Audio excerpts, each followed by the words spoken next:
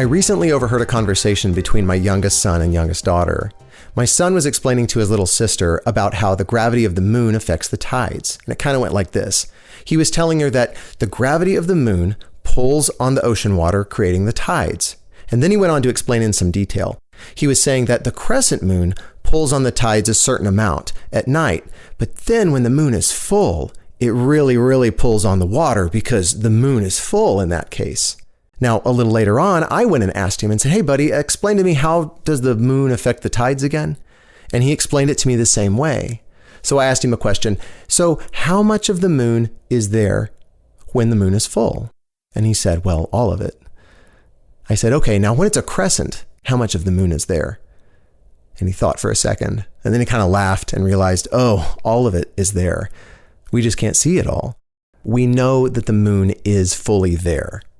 And whether it's crescent or full, the tides are still affected by the gravity of the moon. The moon has a gravitational relationship with the Earth. Whether it's dim or whether it's bright, it has that relationship. I also discovered in my very unscientific and very limited internet research that the pull of the moon actually reduces your body weight by 1/1,000,000th of a kilogram at night. So, if you're concerned about your weight, you'll feel 1/1,000,000th of a percent better about your weight. Just because you don't feel the gravitational pull of the moon doesn't mean it isn't affecting you.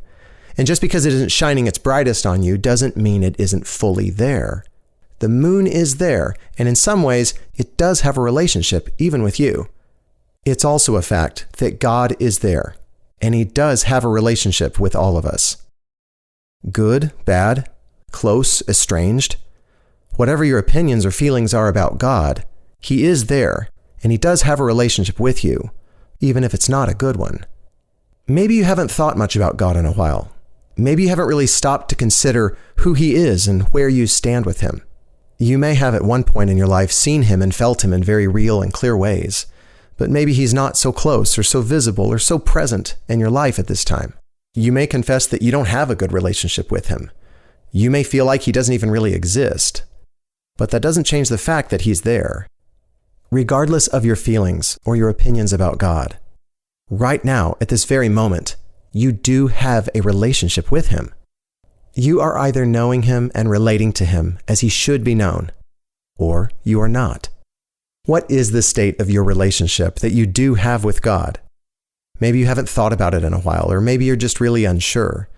How would you find out?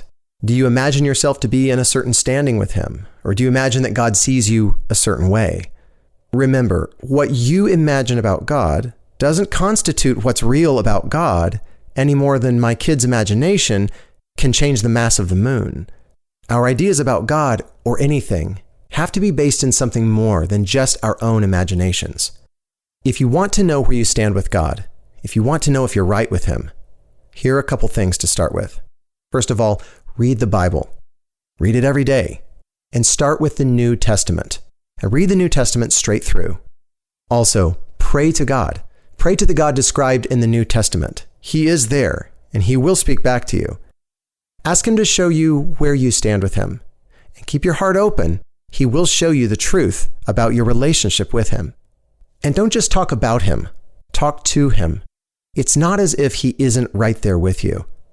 You do have a relationship with God, even if it's not a good one right now. Don't put Him off. If you will look and listen, you'll see that He is there, and He is not silent. Do come to God just as you are, but most importantly, come to see Him and know Him for who He truly is. If you enjoyed this video, please like it and share it and subscribe to the YouTube channel. If you'd like more resources, visit our website at pixelsoflight.org. Subscribe there and you'll get a free ebook. So until next time, remember, you become what you behold, so walk in the light.